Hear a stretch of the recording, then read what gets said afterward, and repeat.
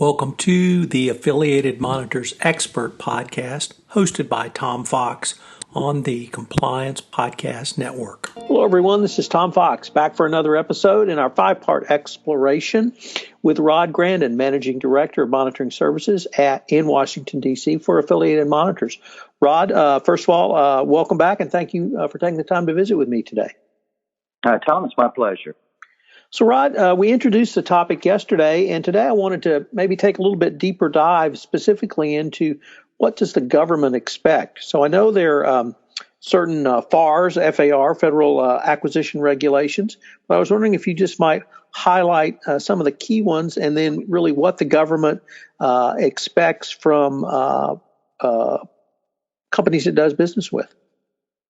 All right. Well, yesterday I introduced this notion of contractor responsibility. Again, it's a very broad notion that addresses how a contractor performs and also includes such things as integrity, compliance, ethics. Is it doing its business in a way that is appropriate and in line with the government's expectations? And I think a good place to start with the government's expectations is to recognize that the Federal Acquisition Regulation makes it very clear that these public transactions, these public contracts that involve the expenditure of taxpayer dollars require the highest degree of public trust and an impeccable standard of conduct. That applies to both the government personnel involved in the process and the contractors involved in the process. The Federal Acquisition makes absolutely clear that government contractors must conduct themselves with the highest degree of integrity and honesty. So again, going back to this notion of responsibility, it's not just the performance features. Are they providing appropriate products and services? But it looks at the larger question of, is it being priced correctly? Are the invoices accurate? Are they timely? Is everything being done that is supposed to be done from a compliance standpoint under that particular contract? Again, integrity and honesty are the key features of a responsible contractor. So there are essentially two regulations that come into play in the federal marketplace. The first is Federal Acquisition Regulation 3.1002. And that's a basic provision that says, as I said earlier, contractors must conduct themselves with the highest degree of integrity and honesty.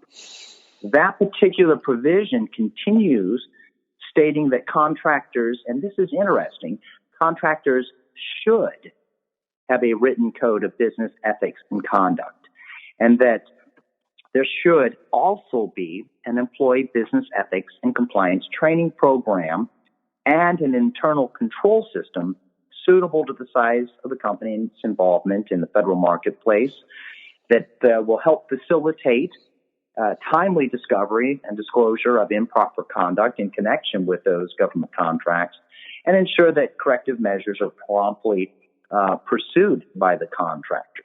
Now, those things are just the general framework. And again, there's really no specific teeth associated with the policy. It is the clause itself that is inserted into contracts that bring the teeth into the matter, and that is Federal Acquisition Regulation Section 52.203-13 that is entitled Contractor Code of Business Ethics and Conduct. This particular clause is inserted into contracts in which performance is expected to be over 120 days and the dollar value of the contract is over $5.5 million. So both conditions have to be met. But when both conditions are met, the contractor not only are those provisions that I talked about that are couched as a should, those provisions become requirements of performance.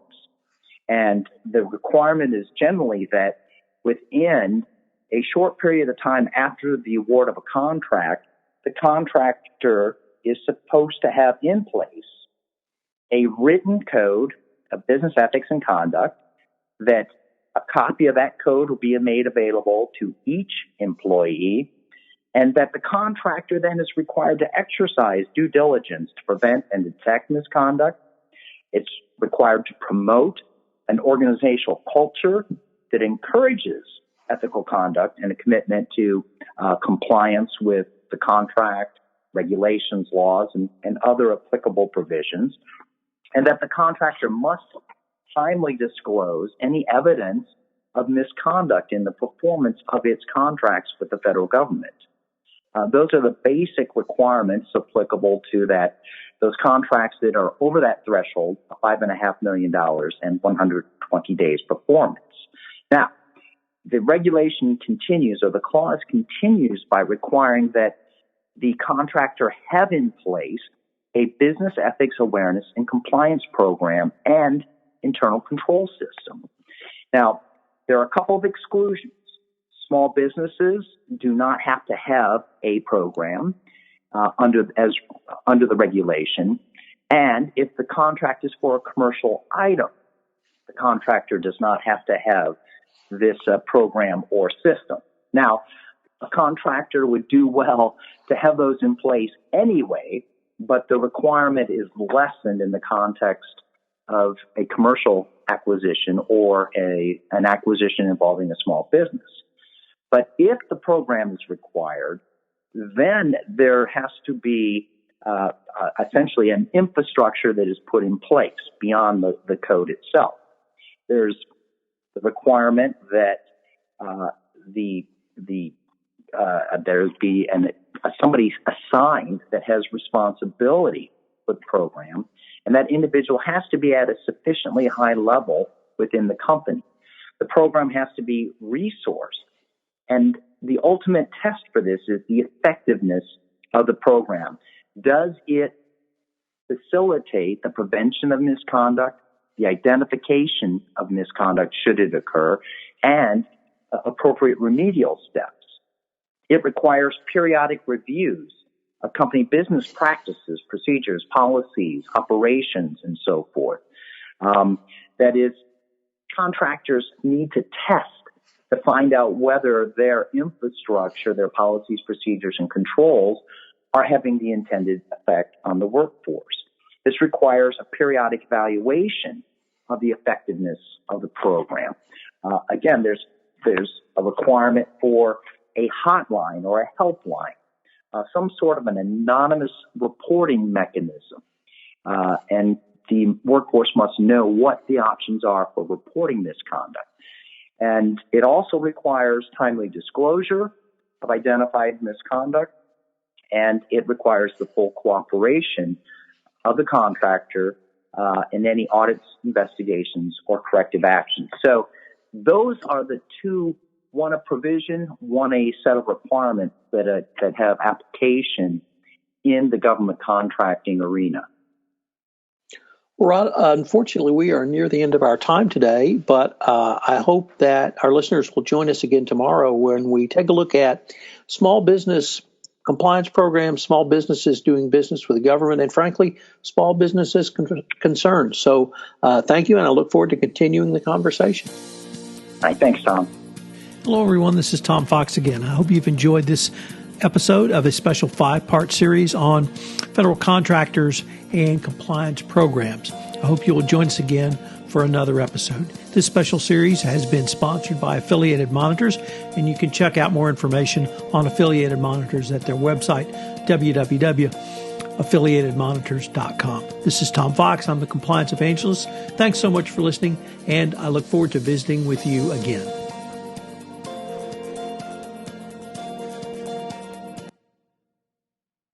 Comes back into the federal marketplace.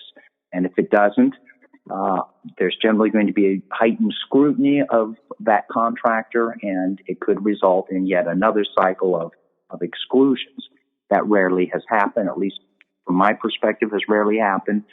But so the tool is very, as you point out, it's used in a very limited fashion, but it is fairly draconian in its impact. If a contractor is dependent on federal revenues a suspension or a debarment could be the end of that company. So there are a lot of considerations that go into the use of the sanction, but it's the bottom line is it can be used only to protect the government from non-responsible contractors. Ron, at what point would a company come before someone like yourself back when you were sort of Deputy General Counsel for Contractor Responsibility or any of your other myriad of roles with the government?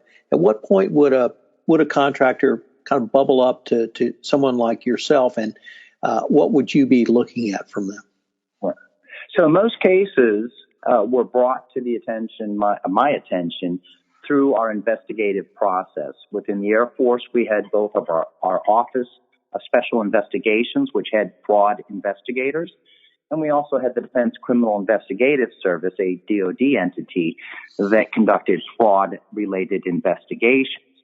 When those entities identified evidence of fraud, they would begin to communicate and coordinate with my office in terms of what should be done from a contracting standpoint during the pendency of the investigation, and then in the longer term, what needed to be done to ensure that the government was kept whole in its relationship with this company, and what should be done in a larger remedial context.